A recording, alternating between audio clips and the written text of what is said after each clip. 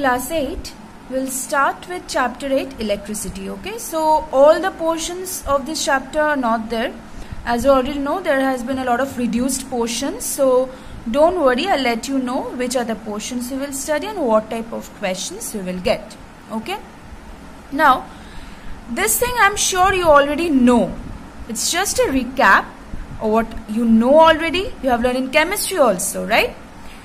What is this structure of atom, right? What is this part? The central core part of the atom.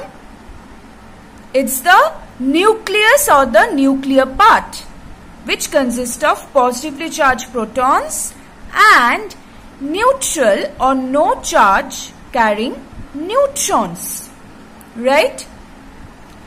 And surrounding this nucleus, there are different orbits or energy shells. What are those? The paths in which another type of subatomic particle moves, which is which one? The negatively charged electrons, right? Electrons negatively charged, which move around the orbits, fixed orbits around the nucleus, right? Now, atom as a whole is electrically neutral. Why? Because the number of protons is equal to number of electrons. So, if we have 3 protons, we will have 3 electrons when it is electrically neutral. That means, in general, an atom is electrically neutral. So, if we have 3 positive charges and 3 negative charges, that means 3 proton, 3 electron in the orbit. So, ultimately, charges getting cancelled, so ultimately the atom carries no charge. But under what circumstance does it carry any charge? When an atom loses electron or gains electrons, isn't it? What about if it gains electrons, it will have more negative charge now, right? Suppose initially it had 3 protons and 3 electrons, now it has gained electron. So it has gained electrons. So, which is more now? Negative charge is more, isn't it? Negative charge is more. So, if it gains electron, it will become negatively charged. If it loses electrons, that means now it will have more positive charge. Suppose if it has 3 electron and 3 proton, now it loses electron, loses 1 electron. So, it is left with only 2 electrons but 3 protons. So, which is more now? Positive charge is more, isn't it? So, if it loses electron, it will become positively charged, right? Now, always remember this sum of all electric charges in a system is always constant. That means, suppose if one gains electron and another one loses electron, but the total transaction of electron that will take place, that means suppose, do you remember in class 6 we have done this thing? If you rub your hair with a comb several times and then you just put the comb in front of some bits of paper, you will find that the bits of paper are getting attracted to the comb. Why is this so? Because while rubbing your hair with the comb, electrons are getting transferred from your hair to your comb. Now, the charges, so that means the electrons which are getting transferred from one object to another object. So, as many number of electrons one object loses, that same number of electrons another object will gain. If I lose 3 electrons and I give it to you, you will gain 3 electrons, but the total number of electrons will remain in the total system containing the 2 objects will be same, isn't it? Because suppose you and me, I have total 3 electrons, you have say 2 electrons. I want to give you 1 electron. I am giving you 1 electron, you are gaining 1 electron, but the total number of electrons which you and me have, that remains same. See, isn't it? This is known as conservation of charges. Sum of all electric charges in a system is always constant. So basically whatever electron one will lose to give it to another object, that will gain the same number of electrons then, isn't it? Okay. Now, in class 7, you have read about current electricity. Remember, current electricity due to the flow of charges. What type of charges? The negative charges. That means flow of which subatomic particles? Electrons. If you remember. What type of electron? That also we have done. Free electrons take part in that. Remember, the electrons in the outermost orbits, they are they can easily break free from the force of attraction of the nucleus. Isn't it? The students sitting in the last bench, they always get that opportunity to talk and do all sorts of mischief because they are far away, sitting far away from the teacher.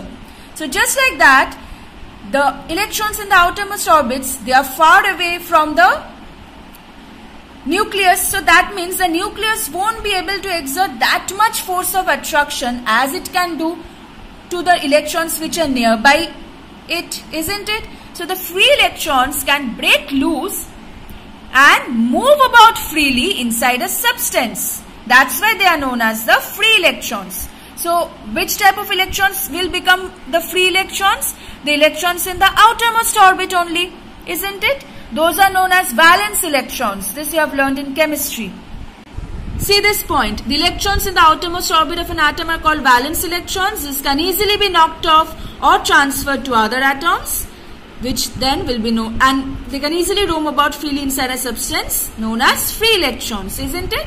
Now, what about those types of materials which are not good conductors?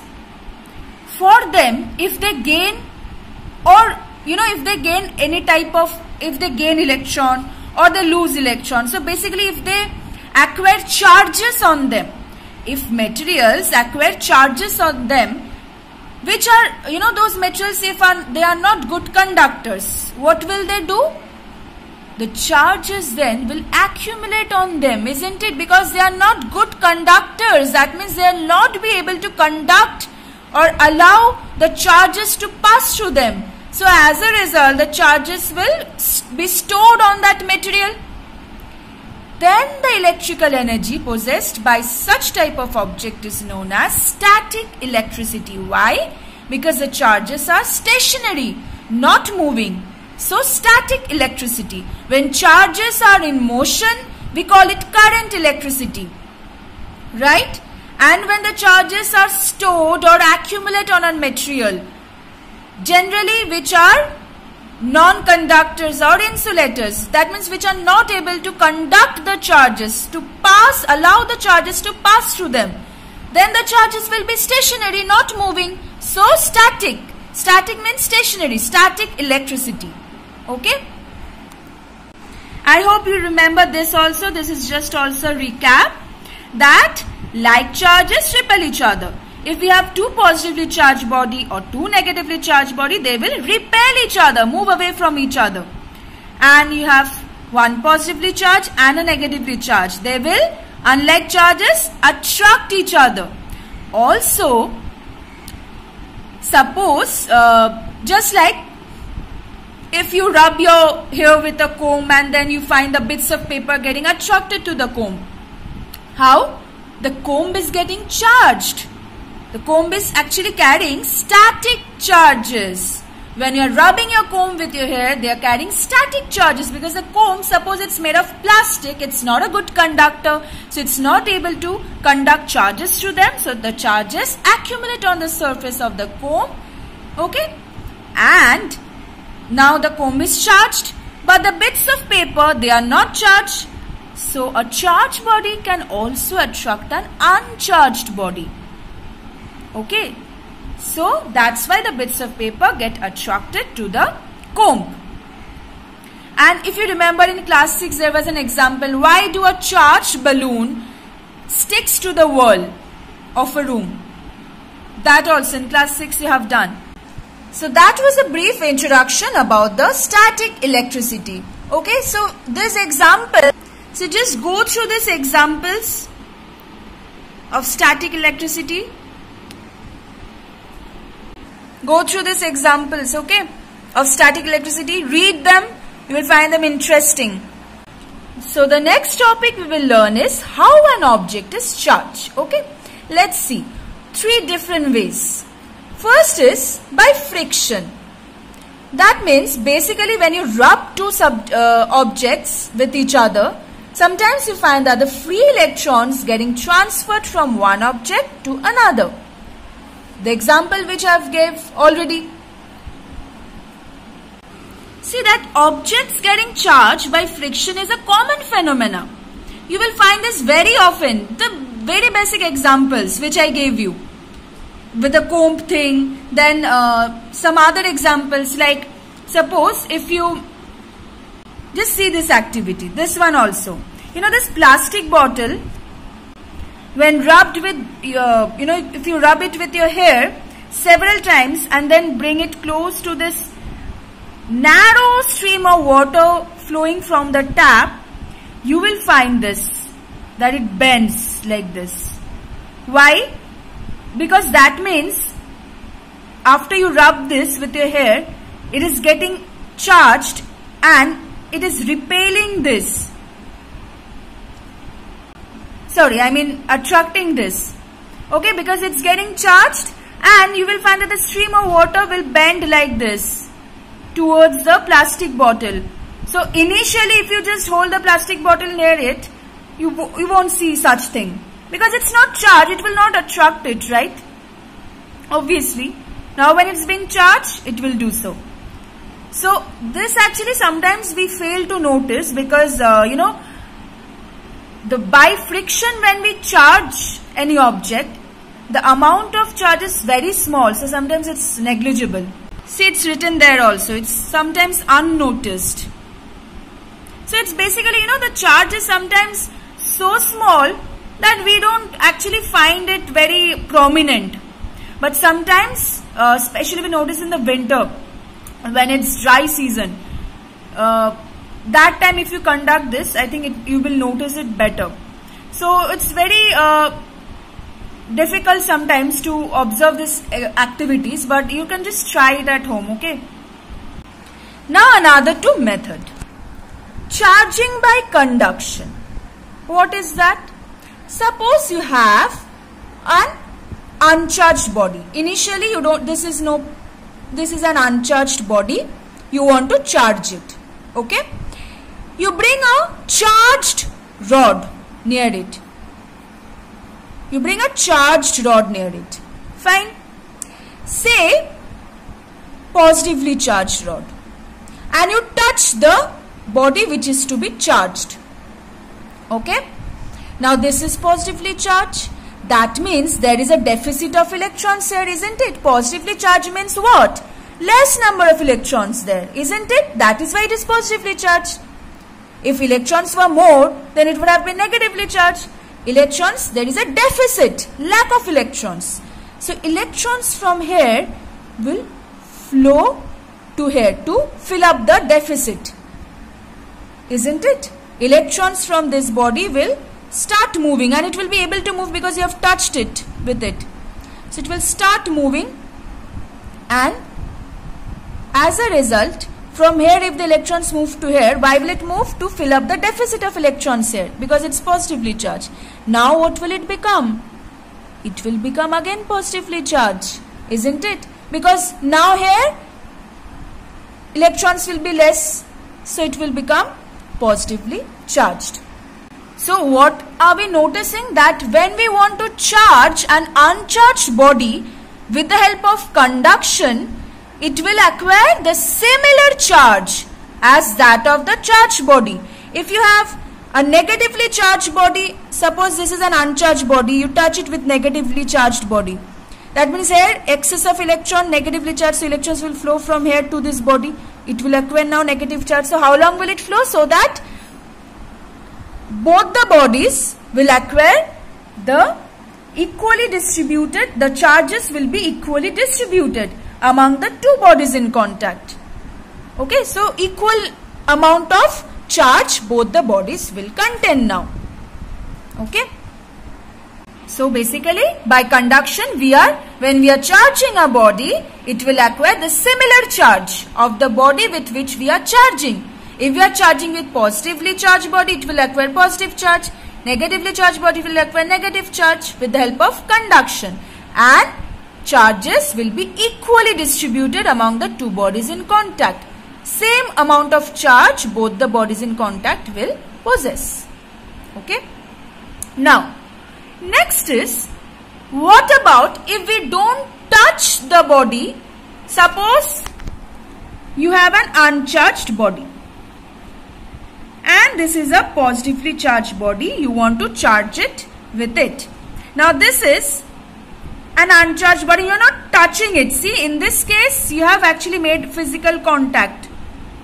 Here you are not touching it, but just, suppose you have a body and you bring it close to this, but far from it, no direct contact. Can you see it? You are not touching it. Now what will happen?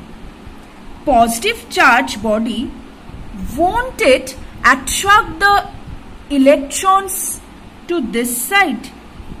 Because it's positively charged. So the electrons, free electrons will move to this side, isn't it? By attraction. What will this side become? Deficit of electrons. So positively charged. Just notice that when we are charging like this, that means when we are not touching it directly but bringing it close to the uncharged body, what is happening? It is acquiring the similar charge on the rarer side, that means on the back side, and in the near end, the end which is near to the charged body, it is acquiring opposite charge. See? Again you notice with the help of uncharged body and another charged body, say negative charge this time. But we are not touching it. If we would have touched, then conduction will have happened. But if we are not touching it, how will the charges flow from this part to this part? Air is not a good conductor. So it cannot flow just randomly through air to it. This time it was possible as the two bodies were in contact. But now what will happen?